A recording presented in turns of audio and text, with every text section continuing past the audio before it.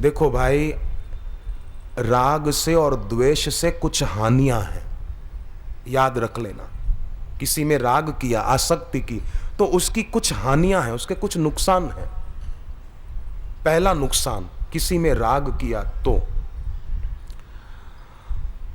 हर पल भय बना रहेगा रागी व्यक्ति के जीवन में कि मेरा जिसमें राग है उसके जीवन में कोई दुख ना आ जाए, या मेरी अमुक वस्तु में राग होगा तो मेरी वस्तु चली न जाए, मेरा पैसा चला न जाए, मेरी सत्ता चली न जाए।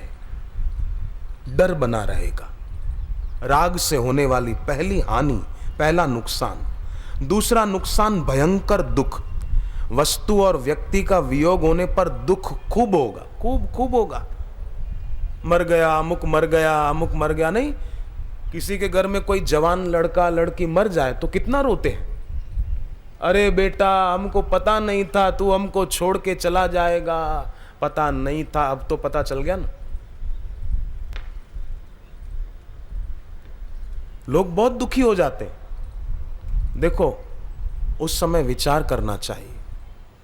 आप दिल्ली से बैठे ट्रेन में अहमदाबाद जाने के लिए, ठीक है, दिल्ली से गाड़ी चली, मथुरा रुकी, मथुरा से कोई यात्री बैठा टिकट लेकर, उसको उतरना है कोटा। हाँ? अब मथुरा से जो यात्री बैठा, आपने उससे बात की, भाई साहब आप कहां जाएंगे? बोले मैं कोटा जाऊंगा। अरे, आप मेरे से बाद में ट्रेन में बैठे और मेरे से पहले उतर जाओगे? ये हम नहीं होने देंगे। नहीं, ये तो नहीं हो सकता। अरे पर भाई, मेरी टिकट कोटा तक की है। बोले नहीं, आपकी टिकट भले कोटा तक की हो, पर मैं आपसे पहले बैठा हूं, आप मेरे से बाद में बैठे और मेरे से पहले क्यों उतर जाओगे? अब आप बताओ, क्या ये बात बुद्धिमता की है क्या? कोई यात्री कोटा से बैठा, वो बोले मेरे को जाना है रतलाम, तो आप उसको बोलो नहीं नहीं, कैसे कैसे उतर जाओगे, हम तुमसे पहले बैठे, तुम हमसे इतना बाद में बैठे और हमसे पहले क्यों उतर जाओगे? अरे भाई, उसकी टिकट वहां तक की है, वो वहां उतर जाएगा।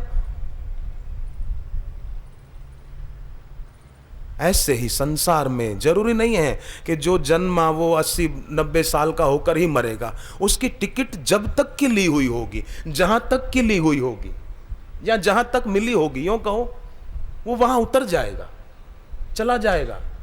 जाने वाला खाली क्यों जाए, भरकर जाए भक्ति से। भगवान राम ने एक बड़ी सुंदर बात कही शबरी जी के आगे। जाति पाति कुल धर्म बड़ाई, धन बल परिजन गुण चतुराई। जाति किसी की ऊंची हो, कुल ऊंचा हो, धर्म हो, बड़ाई खूब समाज में हो, धन खूब हो, बल खूब हो, परिवार बड़ा हो, सुखी संपन्न हो, गुणवान हो, चतुर भी बहुत हो, ये सब किसी के पास हो, परंतु फिर भी अगर भक्ति नहीं है उसके पास, भक्तिहीन नर सोहहि कैसा, बिनु जल बारिद देखिए जैसा। बिना पानी का बादल जैसे होता है ना, ऐसे वो आदमी है, बिना पानी का बादल। भादों के महीने में धूप न पड़े, गर्मी न पड़े और बादल बादल छाए रहे, बिना पानी के बादल, तो क्या होगा? खेती बढ़िया नहीं होगी, फसल खराब हो जाएगी, पूरी फसल मिलेगी नहीं, नुकसान होगा किसानों को। तो जैसे भादों का बिना पानी का बादल सूर्य की किरणों को धरती पे आने से रोककर फसल को, किसानों को मिलने वाले धन को नुकसान पहुंचाता है, ऐसे ही किसी आदमी के जाति पाति कुल धर्म बड़ाई पैसा सब कुछ हो पर भक्ति नहीं हो तो वो आदमी नुकसान बहुत पाता है और दूसरों को भी पहुंचाता है। भगवान से, गुरु से, सत्संग से विमुख होकर अगर जीवन जिए तो घाटा कोई बाकी नहीं रहेगा, और उनके सन्मुख होकर जिए तो लाभ कोई शेष नहीं रहेगा। और लाभ केवल पैसे का लाभ ही लाभ नहीं, भक्ति लाभ वो बड़ा लाभ है, बड़ा लाभ है। और ऐसे भक्ति का दान देने वाले, ज्ञान का दान देने वाले, नाम का दान देने वाले गुरु की जो निंदा करे तो शिव पुराण में लिखा है, शिव पुराण कैलाश संहिता, भगवान शिव जी स्वयं कहते हैं, देवद्रोहम गुरुद्रोहम, देवद्रोहम गुरुद्रोहम, न कुर्यात् सर्वयत्नतः, न कुर्यात् सर्वयत्नतः, कृत्वा प्रमादतो विप्रा, कृत्वा प्रमादतो विप्रा, प्रणवस्यायुतं जपेत, प्रणवस्यायुतं जपेत। शिव जी कहते हैं जो देवताओं का द्रोह करता है, अरे सूर्य को जल देने से क्या हो जाएगा, चंद्र ग्रहण है तो हम क्यों उपवास करें, हम क्यों भूखामारी करें, हम तो खाएंगे, ये देवद्रोह है। हमको क्या है, चंद्र ग्रहण है तो भले हो, हम तो खाएंगे, हम तो दूध पिएंगे, हम तो जूस पिएंगे, नहीं, ये देवद्रोह है। देवताओं पर ये असुर लोग आक्रमण करते ना, और हम लोग अगर उस समय जप ध्यान करते हैं तो देवता पुष्ट होते हैं और असुरों का जोर घट जाता है, तो देवता राजी होकर हमको आशीर्वाद देते हैं, हम पर वरदानों की वृष्टि करते हैं। हम सूर्य को जल चढ़ाते हैं ना, तो उससे सूर्य नारायण पुष्ट होते हैं। पुराणों में वर्णन आता है, मंदेहा नाम राक्षसा, मंदेहा नाम की एक राक्षस जाति सूर्य पर हमला करती है, देवासुर संग्राम चलता रहता है। जैसे व्यक्ति के मन में अच्छे विचार और बुरे विचार चलते रहते हैं, तो जब हम सूर्य को अर्घ देते हैं तो राक्षसों का जोर घटता है, देवता पुष्ट होते हैं, और पुष्ट होते हैं तो वे फिर हमको पुष्ट करते हैं। पांडवों ने सूर्य उपासना की, महाभारत में प्रसंग है, तो सूर्य नारायण ने उनको वो पात्र नहीं दिया जिससे उनको 12 साल वन में भोजन मिलता था। सत्राजित राजा ने सूर्य उपासना की तो उनको वो स्यमंतक मणि मिला। तो देवद्रोह, आप पूजा न करें तो कोई बात नहीं, पर देवद्रोह न करें। कोई व्यक्ति उपवास न रख सके ग्रहण के टाइम, पूरे दिन की तो बात ही नहीं है, 2:30 बजे तक खा सकते थे दोपहर को, अब बोले नहीं हम तो नहीं करेंगे, तो तुम न करो, पर किसी की श्रद्धा मत तोड़ो, किसी का उत्साह मत तोड़ो। अभी तू बड़ा हो के ठीक है भाई आप तो करो, बहुत अच्छी बात है, करना चाहिए, इससे पुण्य बढ़ते हैं। तो देवद्रोह, शिव जी कहते हैं देवता का द्रोह, गुरु का द्रोह, ये नहीं करना चाहिए। जो करते हैं और देव को गुरु को रुष्ट करते हैं, उनकी आयु, उनकी लक्ष्मी और उनके ज्ञान का नाश हो जाता है। द्रोह तो न करें, उपासना न कर पाए तो ठीक, पर द्रोह न करें। उपासना करें तो बहुत अच्छा है, करनी चाहिए। मैं अक्सर निवेदन करता रहता हूं, पुराने सत्संगी जानते हैं कि सरकार हमको लाइट देती है तो हर महीने बिल भी भेजती है, पर सूर्य भगवान वर्षों से रोशनी देते हैं, कभी बिल नहीं भेजा। सरकार तो कटौती भी कर देती है, पर सूर्य भगवान कभी कटौती नहीं करते। तो हम इतना तो जरूर करें, तो लाभ इसमें हमको ही है। लाभ हमको होगा, व्यवहारिक लाभ भी और परमार्थिक लाभ भी होगा। तो इसमें घाटा क्या है? 10 माला करेंगे जब, इसमें घाटा क्या है? लोग बोलते हैं क्या फायदा, तो नुकसान भी क्या है करने में? गुरु ग्रंथ साहिब में लिखा है, जो व्यक्ति जप किए बिना खाता है वो अन्न नहीं खाता, पाप खाता है, पाप।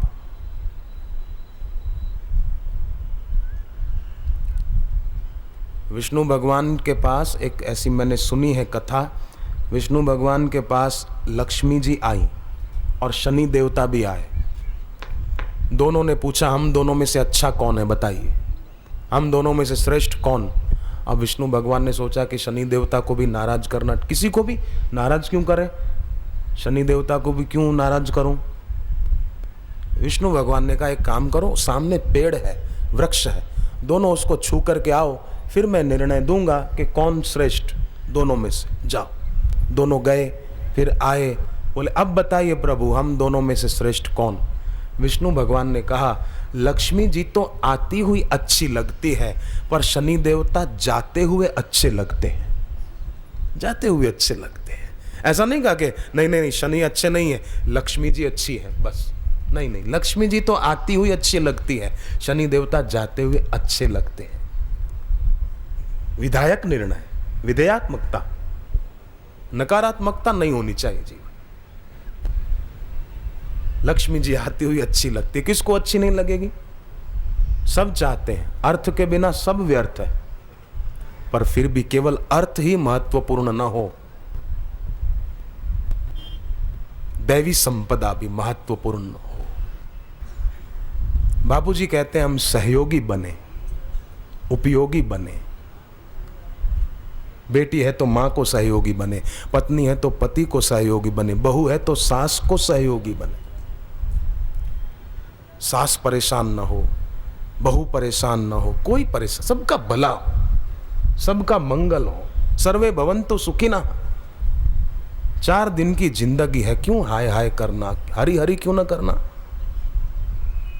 हरी हरी गाए जा, बिगड़ी बनाए जा, नाम एक प्यारा है, जीवन सहारा है। हरी हरी गाए जा, बिगड़ी बनाए जा।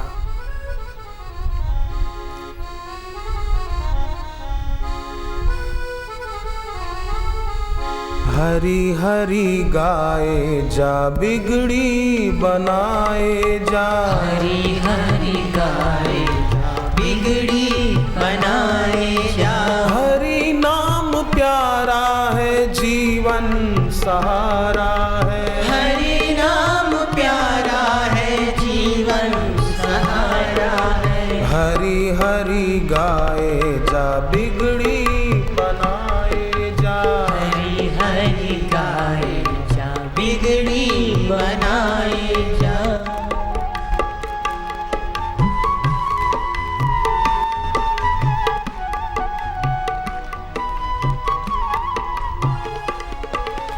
गुरुद्वार आकर के पाप मिट जाते हैं। गुरुद्वार आकर के पाप मिट जाते हैं। गुरुवाणी से सारे बंधन कट जाते हैं। गुरुवाणी से सारे बंधन कट जाते हैं। प्रीत को बढ़ाता जा, लगन तू लगाता जा। प्रीत को बढ़ाता जा, लगन तू लगाता जा।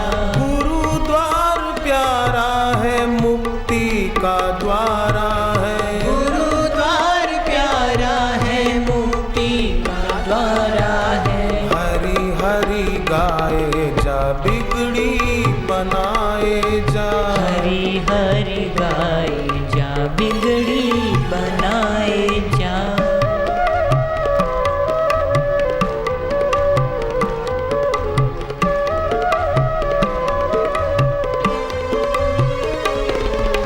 सच्चा खजाना तो गुरुदर से मिलता है। सच्चा खजाना तो गुरुदर से मिलता है। गुरुवर की कृपा से जीवन ये खिलता है। गुरुवर की कृपा से जीवन खिलता है। गुरु सेवा करता जा, ध्यान उनका धरता जा। गुरु सेवा करता जा, ध्यान उनका धरता जा।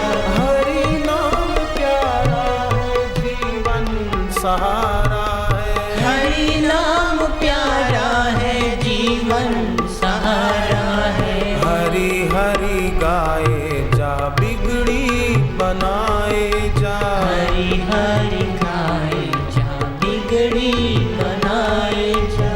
हरी हरी गाए जा। एक महिला ने मुझे चिट्ठी लिख कर दी थी, उसको भी कोई दीक्षा ली हुई थी, शिक्षिका है वो बहन, धर्मिष्ठा पटेल उसका नाम है, धर्मिष्ठा। उसको कोई अवार्ड मिले शिक्षा के क्षेत्र में। उसने एक दूसरी बात मुझे लिख कर दी थी, मुझे वो बहुत अच्छी लगी कि बोले मेरी एक सहेली है, उसने बापूजी से दीक्षा ली हुई है और उसके पति के साथ कुछ अनबन हुई होगी या क्या, तो उसका पति उसको अलग करना चाहता था, पर वो नहीं चाहती थी। वो चाहती थी कि अब घर बसा रहे, क्यों उजड़े। उसका सोचना युक्ति युक्त था। तो वो जब सुबह जल्दी उठ के करने लगी, जप बढ़ा दिया। देखो, कोई जीवन में समस्या आए ना तो घबराने की जरूरत नहीं है, जप बढ़ाने की जरूरत है। जब देवऋषि नारद जी को मोह हो गया था विश्व मोहिनी के प्रसंग में, पुनि नारद कर मोह अपारा, नारद जी को मोह हो गया था और फिर बाद में उन्होंने मोह के कारण भगवान विष्णु को श्राप दे दिया था कि मैं नारी के वियोग में दुखी हुआ, आप भी हो गया, आदि आदि बहुत कुछ कहा। बाद में नारद जी ने भगवान विष्णु के चरणों में प्रणाम करके माफी मांगी, क्षमा याचना की कि प्रभु मैंने आपको बहुत कुछ कह दिया, मुझे माफ करो, अब मेरा ये मन का रोग कैसे मिटेगा। कह मुनि पाप मिटे ही किमि मोरे, मेरे पाप कैसे मिटेंगे, मैंने आपको बहुत भला बुरा कह दिया, बहुत अपशब्द कहे, प्रभु मेरा ये पाप कैसे मिटेगा।